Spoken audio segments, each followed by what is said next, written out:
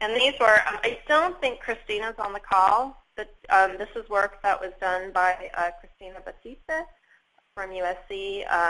And these are somewhat dated, but so I wouldn't get too caught up in the very specifics of the wireframes, just more the generalities and what it represents to help you get a real feel for when we talk about a learning plan, what does that actually mean potentially to a student.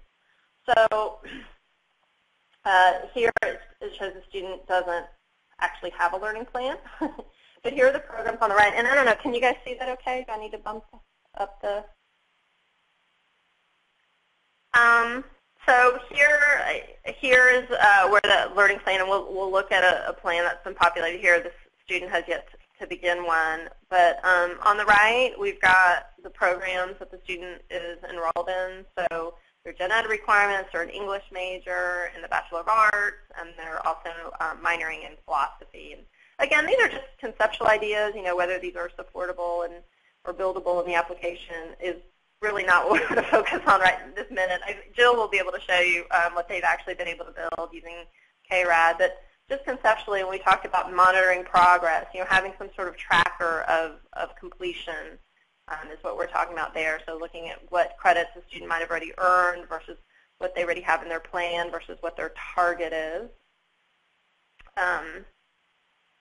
Here is when we have, so when we talk about a learning plan, what we're really talking about, I don't know if I can do this well, is really laying out over a period of, you know, several quarters to several years what a student might want to take. So here they're showing what they've actually already taken. So there's their coursework for the fall 2011. And they should be able to use this tool. Sorry. And you guys have the link to these so you can take a look at these wireframes in more detail on your own. But here, you know, relevant to their program, if they choose their program, so philosophy minor, you know, here are courses that would help meet that requirement and the number of credits. Then they can grab those courses and drop them in to their learning plan. So here we're showing that the student has grabbed philosophy 410, which is one of the courses that meets the requirements of their minor, and has added that to their learning plan. So basically this is a way for students to look at what they've taken and add things to their plan, what they plan to take in various terms. So it allows them to map out their curriculum over a period of several years. Here, they could do things like put a placeholder. They know they need some sort of history requirement. They don't know exactly what course they want to take yet, but they add in a placeholder. Again, these are some concepts that have come up in our early thinking about learning plans. If they try to add something to their learning plan, Christina would do a much better job walking through these, I have to say, but she's not available. I'm trying to find an example of if a student tries to add something in a term that the course isn't offered. So I don't know if I can find the exact example. I'll scroll through a little bit more and see if I can find it for you guys. But essentially, here's a couple of features that we'd like to see. If a student adds things to their learning plan that they don't have the prerequisite for, they should be alerted. So for instance, if English 262 is a prerequisite for English 263, they should be alerted if they add English 263 without either having taken or planned to take English 262. So it should do things like prerequisite checking to help students make sure that they take courses in the appropriate order and that they have the appropriate prerequisites. They shouldn't be able to put courses in terms that the course is not approved to be offered for. So if a course is only offered fall term, so for instance, if English 263 is only offered in spring, they shouldn't be able to add that to their learning plan in any other term but spring. So it's a way of helping students make sure that they meet the prerequisites and also that they're setting up a plan that's actually likely possible. And I say likely because these data are largely based on the catalog. And as we all know, what we say we're going to do in the catalog doesn't always agree with what we actually do at the time of offering.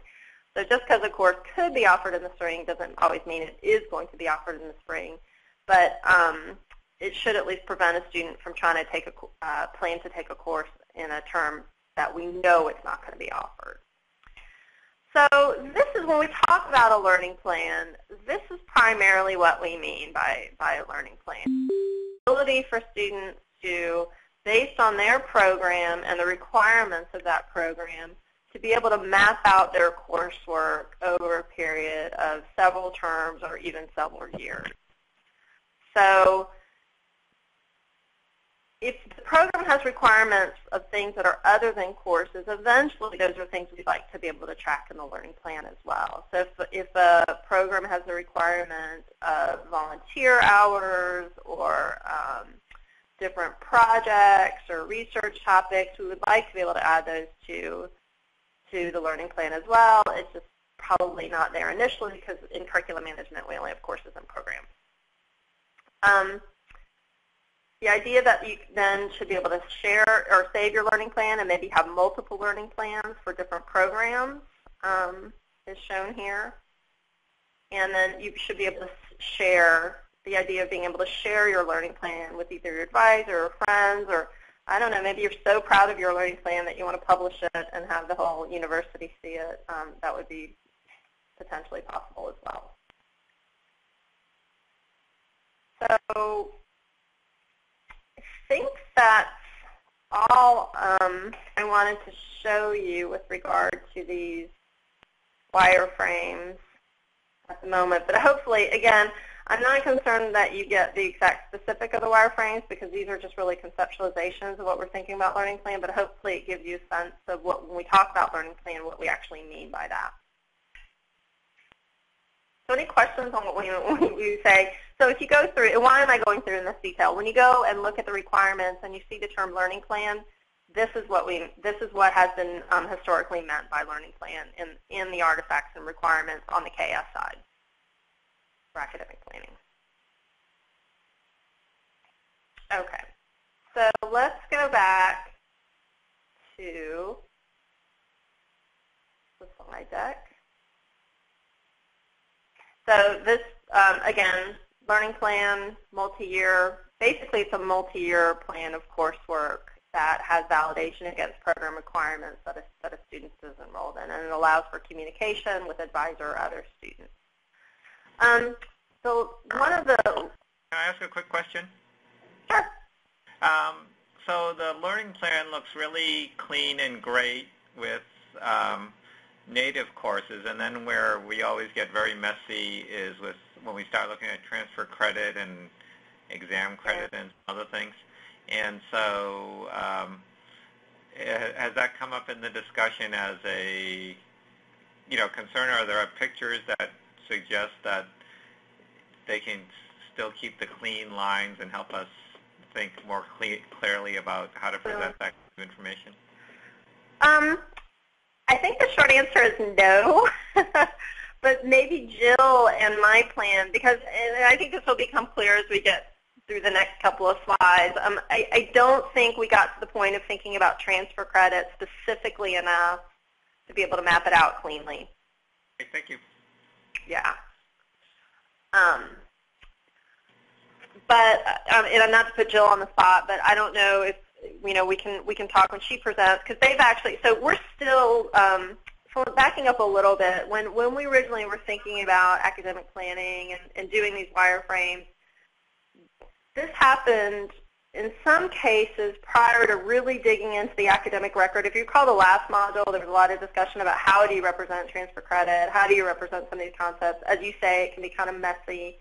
So we were thinking about it from a more pristine and a more simple use case because we hadn't really dug into some of the other topics. So I think, similar to academic record, academic planning is going to be one of the continually evolving areas as we get more specifics around what the KS enrollment, like the more operational pieces of registration and documenting transfer credit and viewing the academic record, what's actually there, and then what you can do with it in terms of academic. Okay, I think the wireframe is great. So Yeah, they're really pretty. And Jill will actually talk about how these are a big selling point for the project that she's working on now. So another piece to talk about is, okay, learning plan, great. That's great to be able to map out all your courses and take a look at it, but how does that interact with registration? And again, this all goes back to sort of our original vision and trying to think about how all these pieces fit together. So ideally, the learning plan is really about what courses you want to take, mapping those courses out over a period of terms or years, but you're really still primarily dealing with the canonical course at that point. You're saying I want to take this course in this term. When you get to, then the thinking was, well, once a student gets to that term of interest, they should be able to pull from their learning plan and say, here are the courses I've identified that I'd like to take. Show me what possible scheduling options are available for me based on these courses. And this is a concept that we've called the schedule builder. I don't know if you all recall in the course registration, we talked a little bit, module, we talked a little bit about the schedule builder. We talked largely about the fact that it's out of scope for E1, but this is where you're moving into the course registration piece where you're basically saying, given what's in my learning plan, show me my available options for the courses that I've identified as wanting to take. And now you're really moving into the level of offering. So basically reading the learning plan and coming up with a number of potential schedules for the students based on what's in their learning plan. So instead of just saying English 101 and Math 112 and Social 114, now you're saying, well, here's a particular section of that course that meets Monday, Wednesday, and Friday at 9, and another section of your identified course, Math 122, that meets at 10. So again, it's providing the student with specific options. And then the third step in our thinking about how we go from learning plan all the way down to registration is then the student should be able to grab one of those options and plop it in their reg cart and actually register for those courses. So that's kind of the continuum that we've been envisioning for going from high-level learning to operationally registering for courses. So it's going from the learning plan to the schedule builder and from the schedule builder to the registration cart. So that's the interaction there with registration. Okay, so all this sounds really great. Looks really pretty.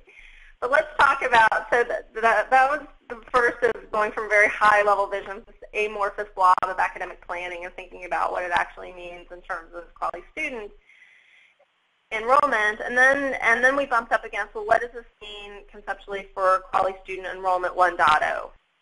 So if you all recall, this is a slide from the very first training session. Some of you might have seen it in other presentations. But the strategic decision that was made about how to deliver enrollment is for the first release of enrollment is really to focus on the basics. So to deliver the basics, what are the baseline functionality that you need in order to an enrollment system. And then for E2 and beyond is really where we focus on delivering a vision. So what this means for academic planning is that there's really very little in the way of academic planning functionality that is scoped for E1. And we'll talk specifically about what's in scope for E1. But since it's really more of a visionary part of the application as opposed to a really operational or foundational piece, much of it has been scoped. The bottom line is there's no learning plan in E1. So early on, the decision was made not to pursue the learning plan for Enrollment 1.0. So any requirements that you read with regard to learning plan, any things we talked about in the wireframes, these are still things that we'd like to do eventually. It's just not going to be in E1. So that leads us to the question, well, if we're not doing a learning plan in E1, what can we do in terms of academic planning? Because so much of the academic planning and the functionality that we had envisioned was really built around this concept of a learning plan. Well, if we're not building a learning plan, what's left? And I have to say, not a whole lot. Hopefully you guys can read this. The text is a little bit small, but I can also point you to the enrollment features. There's really only a handful of features that are being delivered in E1 as it regards academic planning. In terms of exploration, program exploration, Clearly, we're going to do as sophisticated a search for programs as possible. They should be able to browse existing catalogs for programs, should be able to search for programs according to words and learning objectives and learning objective categories. A lot of this is just leveraging the functionality that was delivered in curriculum management.